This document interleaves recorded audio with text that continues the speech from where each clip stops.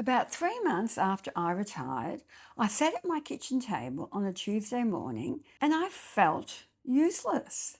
Not free, not relaxed, but useless. And I was embarrassed to even admit it because I'd planned for this. I'd looked forward to my retirement.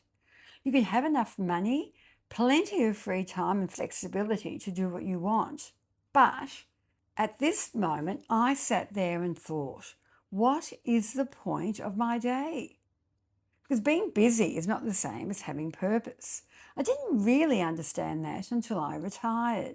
It's funny, isn't it? We spend years dreaming about having fewer meetings. Then a few months into retirement, we find ourselves wondering what we're actually doing that means anything.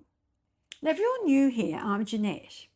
This is the second video in my series on the 4 ingredients of a retirement that feels unmistakably yours.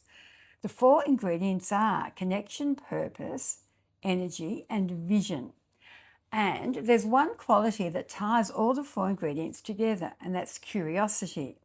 Curiosity helps us stay open to new people, new interests, and new possibilities. So today I'm talking about purpose, why it sometimes disappears after retirement, even when we've planned carefully, and how curiosity can help us find it again. I didn't retire without a plan. I'd already started writing, creating courses, and thinking about how I wanted to spend this next stage of life. I honestly thought I was well prepared. But retirement affected me much more deeply than I expected. I gradually realised I'd prepared for what I was going to do. I hadn't prepared for losing the role that told me every day why I mattered. For years, people had needed me. There were problems to solve, decisions to make, and people to support. Then suddenly, that structure disappeared. Nobody was emailing me asking for urgent decisions, which sounds wonderful, until you realise nobody's emailing you at all. I still had ideas. I had projects, but I wasn't quite sure how everything fitted together. At first, I kept asking myself, what am I going to do with my time? But that wasn't really the question. The deeper question was, what am I for now? I think many people ask themselves that after retirement. When the job title disappears, we can lose more than a routine. We can lose a sense of contribution. Curiosity changes the conversation. Instead of assuming our most meaningful years are behind us, we can begin asking, what still interests me? What still matters to me? What part of me wants to find a new expression? That's what happened to me. I realised my purpose had never really been my job title. Underneath all the titles, I'd always been an educator.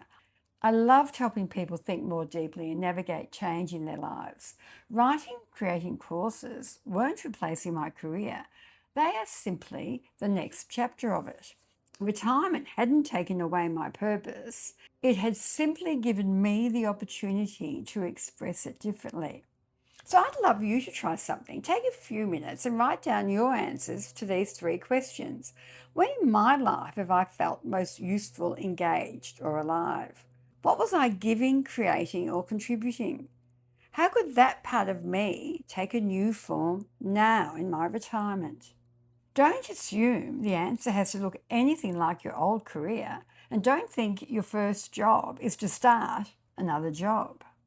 Retirement doesn't need another performance review.